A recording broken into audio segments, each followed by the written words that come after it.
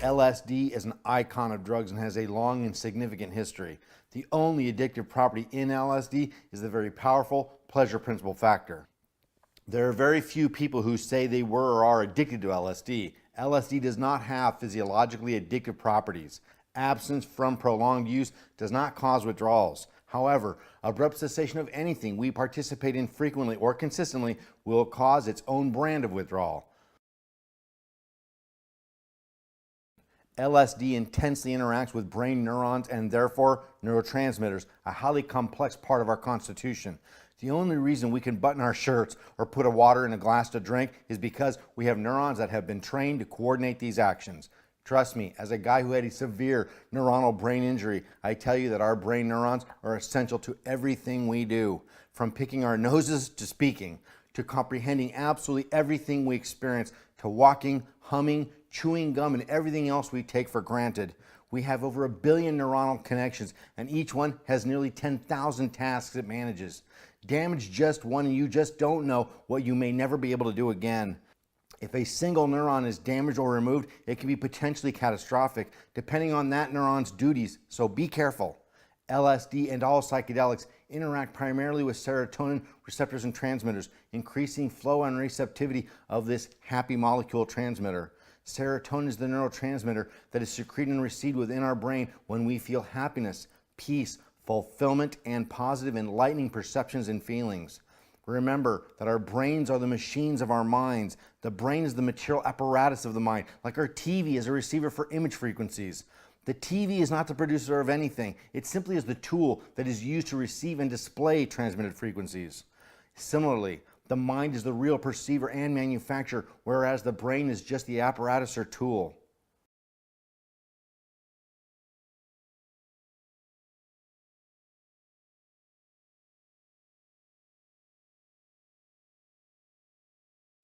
I've had over 200 hits of LSD and I assume I'm fine. I function at a high level and have comparatively high capacities for cognitive and intuitive reasoning. Would those capabilities have been better if I had never taken LSD? That we'll never know. Somewhere in a parallel universe is the me that never dropped acid. He might possibly have some cognitive strengths that I do not, but I can confidently say that I gained a lot philosophically from my experiences with it, as do many, many other people. We cannot know if we would have evolved to even higher capacities if LSD had never been introduced. Over the decades, we've heard a lot about LSD enhancing people's consciousness. We've also heard a lot about those who tripped and never quite made it back. There's little question as to the most decisive factor overall, an individual's makeup. Mindset and attitude are significant factors. LSD is a subjective experience, not an objective one. I once saw a guy tripping on hallucinatory dragons and he was terrified, but when he told me about them, I was jealous. I would have loved to see that. But this is because I have an ability to differentiate between reality and the drug effect illusion, and he couldn't. I've seen a lot of people have bad trips, yet I never had one myself, and I know others who tripped a lot and never had bad ones either. Not because LSD had less effect on us, but because we were able to separate the real from the non-real. If I hallucinate dragons, I would maintain the truthful insight that no matter how real it seems, it is an illusion and product of the psychedelic drug I am on. LSD has a multidimensional quality. It functions on a lot of different levels simultaneously. It affects how you sense your body, how your body senses things, how you hear and see, how you feel mentally and emotionally.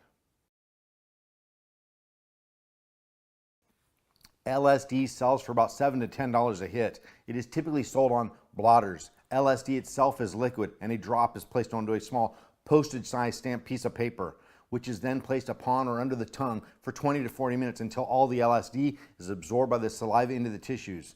It is also sold in its liquid form in a small vial for eyedropper placement upon the tongue or in the eye or ear. Anywhere will work. The liquid is far less common and sugar cubes are often used instead of blotter paper.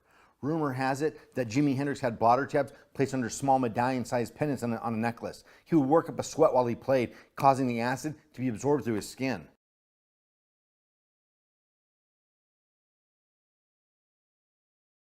It makes little difference how the drug is absorbed into the tissues, as it will find its way to the brain. Eating or absorbing it is effective. Ingestion takes the same exact route and is felt the same way, and smoking would destroy the molecule. LSD affects conceptual awareness, facilitating a wider spectrum of awareness.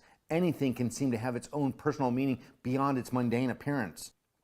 There is a pervasive feeling that there is more to everything than what simply meets the eye. Every moment and experience seems to be functioning on multiple dimensions. These extra perceptions do not seem like a drug effect created solely by the drug itself.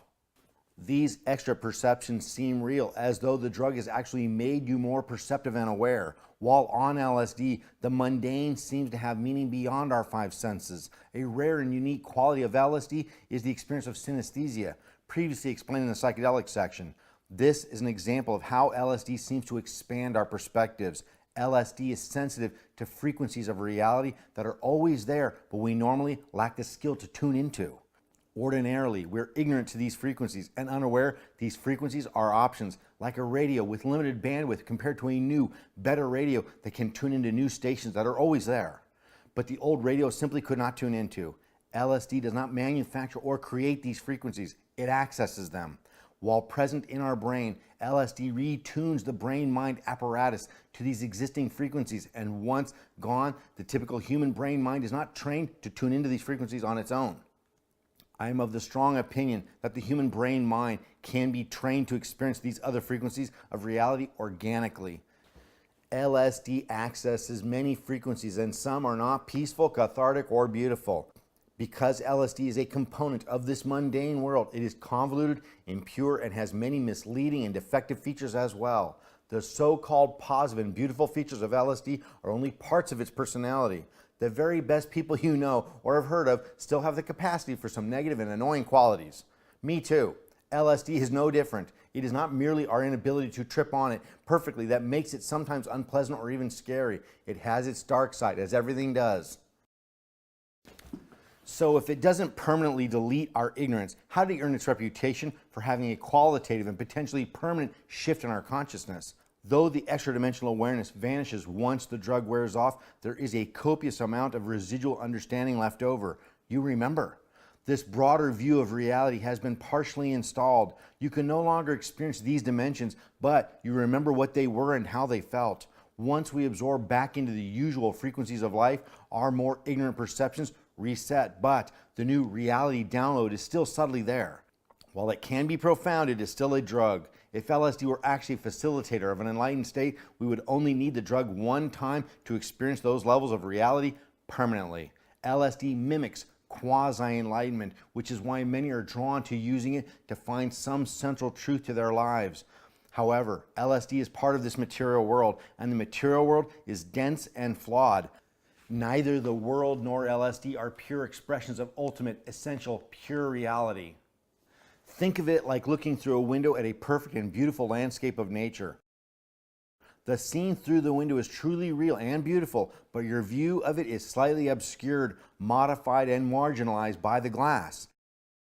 You have a good view that appears very authentic, yet it is still not the actual thing, as glass stands between you and the actual landscape. If the glass is dirty or smudged, the view is proportionally tarnished, while the actual outside landscape is pristine. In this analogy, our minds and the LSD are the glass. The less pure and more smudged they both are, the more of a facsimile we are witnessing rather than the real thing. In other words, the perceptions presented are perfect in themselves, but the presentation is not actual, it is tarnished. Do not accept the LSD reality as true reality. The perfect clarity of what you are witnessing is only clear by comparison to what you normally perceive. It may be sublime, but it is not perfect. LSD has, no doubt, fueled lots of pioneering in the field of psychonetics. However, the same mind expansions and emotional discovery is available through organic means. Mind expansion and consciousness evolution is not easily available, but it is available. LSD mind growth and expansion is acutely fun and immediately gratifying, and its results are not something you will question as to whether it really occurred or not. However, the easier something is acquired, the less likely it is to generate a long-lasting or deep contribution to your fulfillment factor. Think of fast food. It's tasty, cheap, quick, and easy to get, but it does more harm to your body than good. It gets the basic job done by staving off hunger, but healthy food does more than eliminate hunger. It empowers you. This is an axiom of life.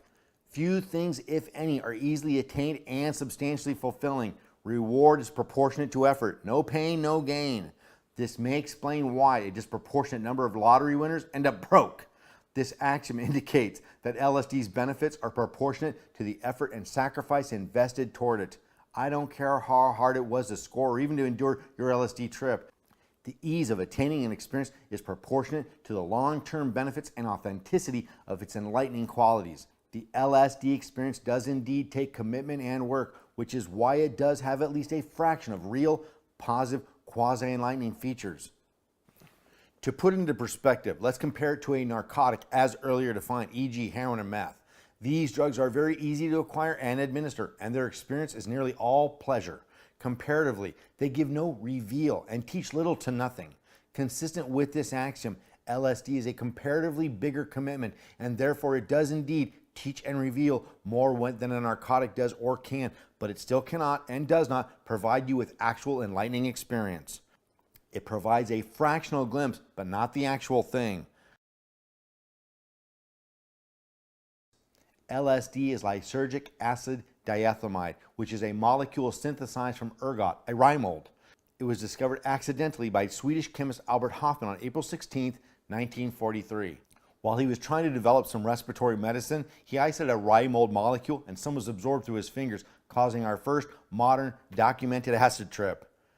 Imagine, he was not warned or even remotely expecting anything unusual, and there he was, tripping. He had nothing to compare it to or even anyone who had foreshadowed the experience at all. He was normal one minute and tripping the next.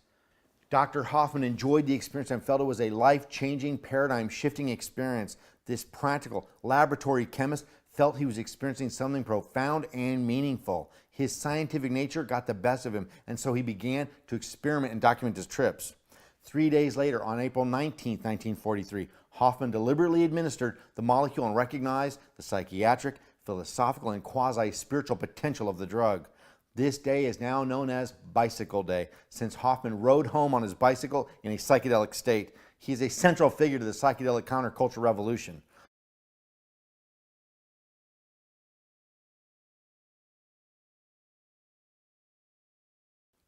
Hoffman is still a representational figure for the LSD, psychedelic, and consciousness movement. There are a few fascinating stories in history that predate Hoffman by centuries. One of them is an entire European village that accidentally ingested the rye mold LSD and the whole village tripped big. That one was buried in the annals of history. Type in claviceps purpurea into your search engine and see what you get. Claviceps purpurea means two-headed and purple in Latin, which describes the unusual cloven spore it comes from. It's an appropriate name as purple is considered the color of higher consciousness.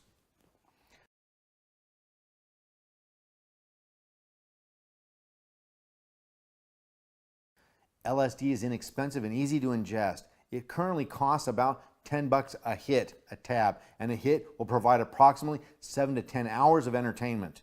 Pretty good value, right? It comes on in phases and the onset is 20 to 40 minutes in.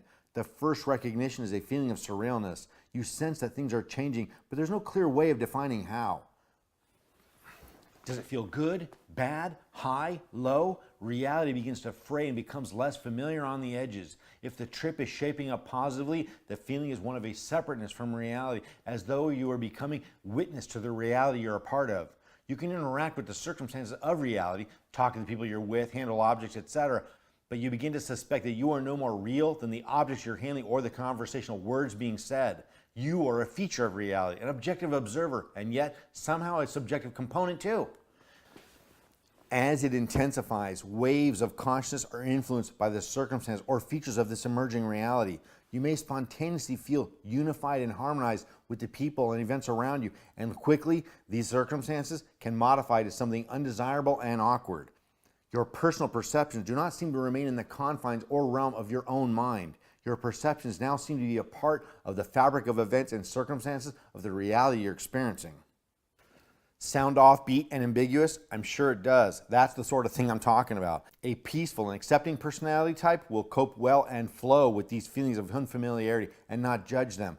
A less peaceful and unaccepting personality will resist, judge, and feel a need to alter it to something that is familiar, and this backfires.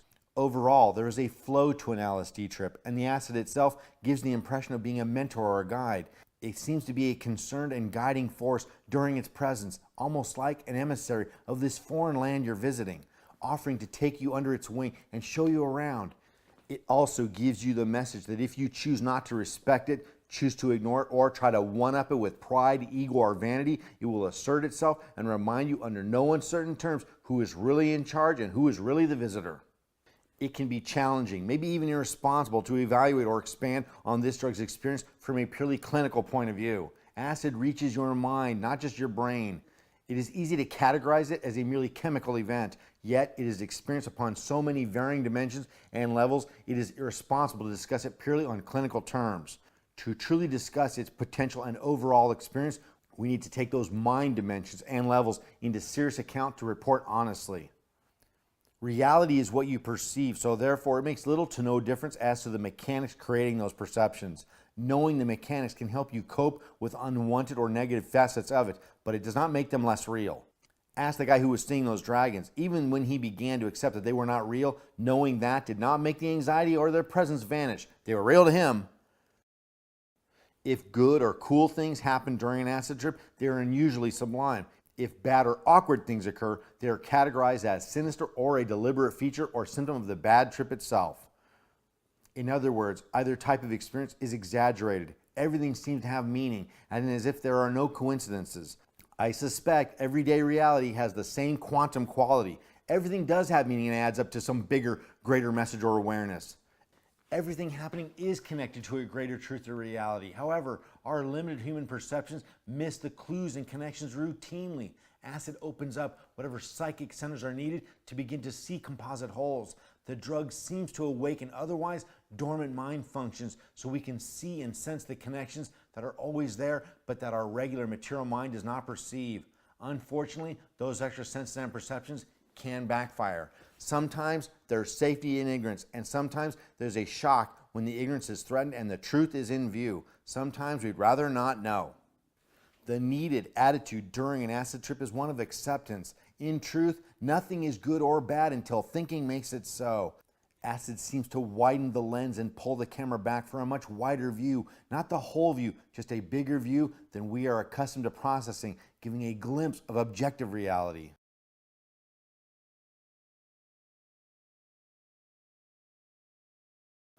Look, it is likely that the only individuals who can truly follow this are the ones who've tripped before. Those who have tripped get it, and those who haven't might not, as these descriptions and insights are from an experiential perspective.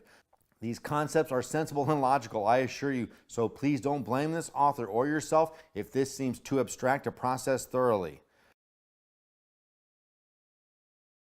Even though many people have never had a bad trip, there are those who never had good ones.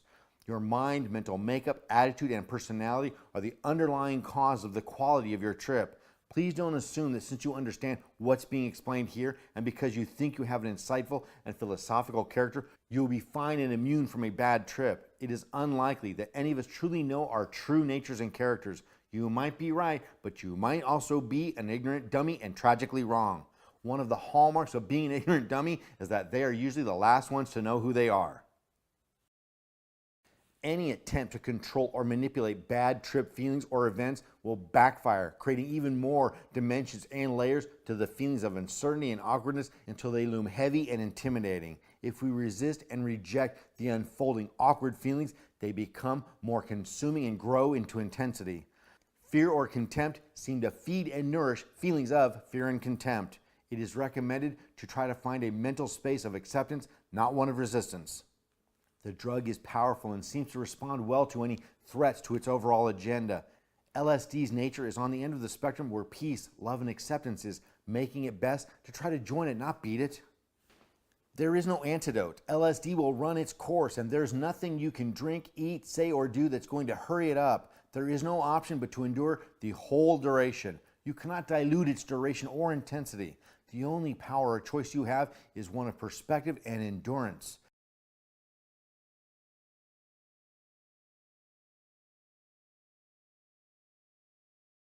The guy seeing the fire-breathing dragons got really scared. I tried to calm him, pointing out it was only the drug and that the dragons were not real and could not harm him. I tried to help him realize that while he could not decide whether to have these hallucinations or not, he could decide whether he was going to perceive them as frightening or not. It helped a little. It seems logical that anyone would be frightened, but not so. Some would be entertained and excited to see dragons or anything so unusual and spectacular. Perspective is as near an antidote to a bad trip as you're going to get. Mix in endurance and you may avoid being hospitalized in a psych ward. Me and all of my trip-evolved friends could pick out the bad trippers before they even began to trip. There are telltale characteristics like prejudice, hostility, aggressiveness, judgment, and other symptoms of ignorance that are observable hallmarks of the bad trip. Acid enhances your innate nature, so if your nature is hostile, that is likely what you're going to experience. Acid has a way of seeking out negative consciousness and feelings and testing them by exposing them. It's as though it wants to see how you'll handle them when these toxic thoughts or emotions are imported instead of exported. LSD is clever, but a bit passive-aggressive too. Everyone has toxic thoughts and degrees of selfishness. We all have dark sides. An LSD trip doesn't create them. It exposes and subjects us to them. We can then learn from them or simply justify our own toxicity and stay the same or worse. An LSD trip seems to provide us with a choice, but for many who are truly mired and bound by ignorance and hostile mentalities, there doesn't seem to be much of a choice. It seems karmic, since lower thinking doesn't allow us to benefit from such ironic, harrowing exposure. LSD has a dark sense of humor and can be rather unsympathetic in its lessons. Let's face it, it's not a living thing with a real mind and choice to protect or to hurt. It is a drug. It runs on a set of neurological and chemical principles, not moral ones. It has no agenda any more than my cat does. My cat does not intend to cause suffering to any rodent or bird it catches up with. It doesn't even know the meaning of suffering or even the concept. My cat runs on a set of feline principles. It has a nature, and that nature is partly predatory. I am the one shocked at his dualistic nature, soft and cuddly with me and vicious and lethal to a random rodent who's never been threatening him. Sure, I can get disgusted and angry with the cat, but even considering its accountability is futile and immature. The cat is what the cat is. There's no deliberation or choice in its character, and LSD is like that animal in the sense that it has a nature that can be both affectionate and predatory, depending on who or what you are. I am not going to propose that LSD is some sort of veiled guru, a teacher or a mentor, or anything that even has an actual mind. It is a drug that can and does interact with layers of your thinking and feeling apparatus that goes deeper than basic neurology, so it can be learned from. Absolutely everything can be learned from if we choose to put it under the thinking microscope and try to understand its intent and purpose. But LSD, contrary to what many would like to believe, is a chemical. It works on our brains neurologically, and since our thinking and emotions directly interact with our neurology, LSD enhances, changes, and affects these mechanics. It seems to do it on an intimately deep or personal level, making it seem to have a supernatural quality. The line between the material and the spiritual one is often thin, and the two are conveniently confused.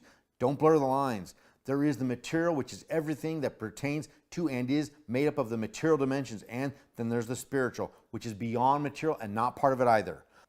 The spiritual interacts with the material, yet it is completely separate and transcends the dimension of the material. LSD is a non-living material chemical with no mind.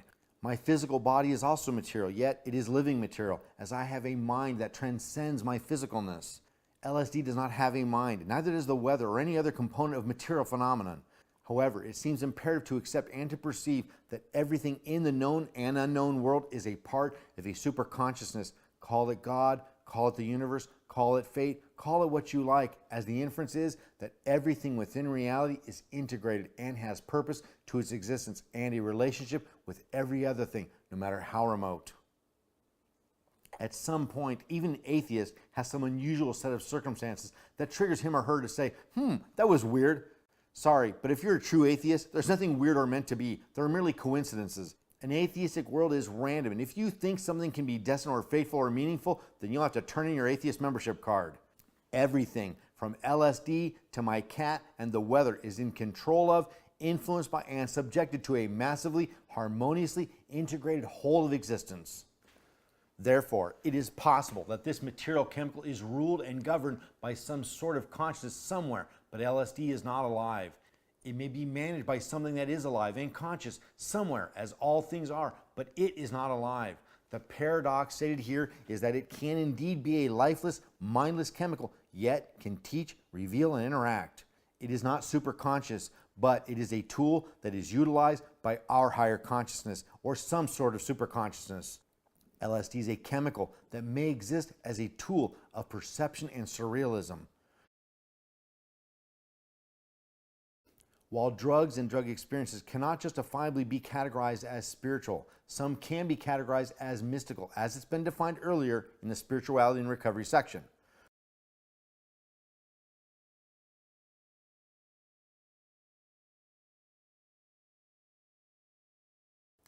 LSD is mystical. It indicates and reveals that there is more to our reality than what is conventionally perceived, yet these things and notions perceived are not quite perfect or spiritual. The mystical is seductive and intriguing, but it can also serve as a distraction from what is real in the world.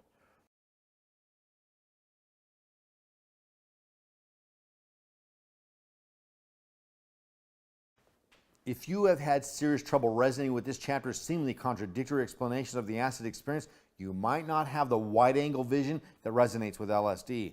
I know. Now I'm almost daring you to do it. But I will accept no responsibility for your bad trip because you either misinterpreted my message, ignored it, or were incapable of understanding it. It is nearly impossible to convey and elucidate the subject of acid without these mixed messages being interpreted as a dare or invitation. I spent a lot of time considering how to be truly honest and still minimize or remove that risk. In the final analysis, it was a choice. Be honest or be evasive. I choose honesty and hope it does not accidentally encourage anyone. Creating this book takes chances, and I take responsibility for it throughout. However, I am not encouraging or supporting anyone's decision to use, experiment, or sample any drug, including this one. You want the benefits that LSD might offer without the risks mentioned? Skip it and get philosophical and mystical for real. Meditate, study, learn to feel, think, and make sense of this universe in an exhausting and extraneous endeavor of organic-style work in consciousness. There are no shortcuts in life. Am I glad I did LSD and saw what it revealed to me? Yes, but I am also truthfully embarrassed and disappointed that I was unable or unwilling to find out these truths in any real way. Shortcuts either come at a huge cost or do not provide the whole experience, and I am living proof of that. The truths and perceptions that LSD can facilitate are available without it too. I've known many people farther along in their consciousness than I, and they never use drugs.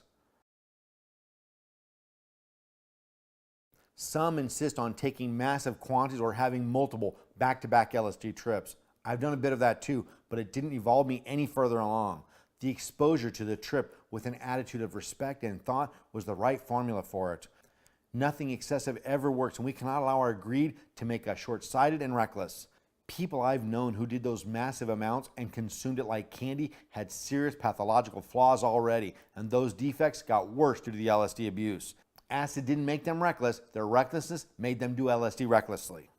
LSD has no addictive qualities to it other than the potential for desiring more of anything good or powerful in the misguided belief that more will somehow get it to all make sense. Less is more, and finding the right amount of anything pleasurable is a tough mystery to crack. If you're insistent on experimenting with it, then trip with those who are experienced if they're willing and follow their guidance, advice, and lead. If you don't trust them, they're not the right ones to try it with. If you do trust them, don't argue with them. Let them call the shots and hope for the best. Again, I'm not advocating LSD tripping. I simply know that many people are or were considering it before reading this. Here are some guidelines that, for the truly insistent, may help prevent them from a bad or traumatic experience, maybe by skipping it altogether. Experimenting with LSD could awaken the dormant addictive mind as a trigger or catalyst. The topic of the LSD experience can never be entire no matter what I elaborate on and express. There will always be something left out of something this complex.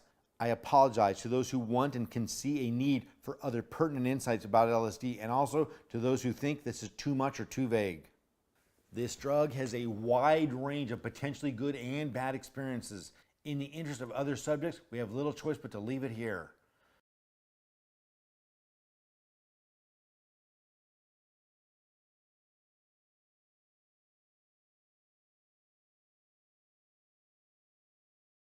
LSD has a revelatory potential, and this is not a certainty for all who take it. It can be risky, dangerous, and frightening. It can also be profound, interesting, and insightful.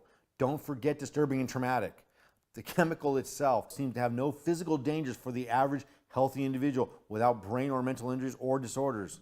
It does not have inherently addictive features other than the psychological desire compulsion to do more because it is either enjoyable or because you suspect that multiple exposures could show or teach or reveal more to you. LSD is not a spiritual force. It is a material thing with features and characteristics that can give the illusion that it itself is a living, possibly supernatural force with an intelligence and personality. Whatever LSD or any psychedelic can reveal or show to you can be achieved and exceeded by deep meditative contemplative work on yourself in both a conscious and philosophical or spiritual manner. If someone is to experiment with this very powerful drug, they should, as with all things extreme in life, take very careful precautions and prepare the safest and most conducive environment and circumstances to be safe and increase possibility of a positive outcome. One should consider his or her objective or goal and then read, study, or meditate on this goal prior to experimentation. LSD should not be taken merely to have a good time. Respect and caution is required. Careful and thorough consideration should be applied prior to every exposure to this experience. Read my Psychonaut chapter. Stop taking it. Recovery supporters intervene and remove resources, money, etc. for acquiring more. Find fulfilling and challenging achievements. Create, write, cook, compose, paint, invent, study, think, and get involved with groups or organizations that may challenge and stimulate your thinking and feeling apparatus. I gave an example in the MDMA section that I once joined the Theosophical Society to challenge and stimulate my seeking, probing mind. Please read it. I also spent time as an initiate member of the mystical organization, the Ordo Templi Orientis, the OTO, for the same reasons.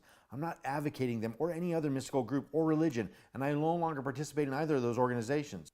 I'm advocating finding alternative ways to delve into your consciousness that do not include chemicals. Chemicals and drugs do as much damage as they do good. Go to art exhibits and other creative atmospheres that challenge and stimulate you. Get engaged in life and thinking and avoid being mentally inert. Write, compose, draw, and paint, and associate with other creative and thinking types who also prefer to live and think organically. Anyone who is drawn again and again to LSD and other psychedelics is subconsciously in search of meaning and beauty. LSD is only one of many, many sources to become exposed to these qualities, so move on. You'll be better off if you pursue your personal depth with maturity and respect for the forces at work in your life. Stay away from drugs and get busy. You've got a lot to figure out. We all do.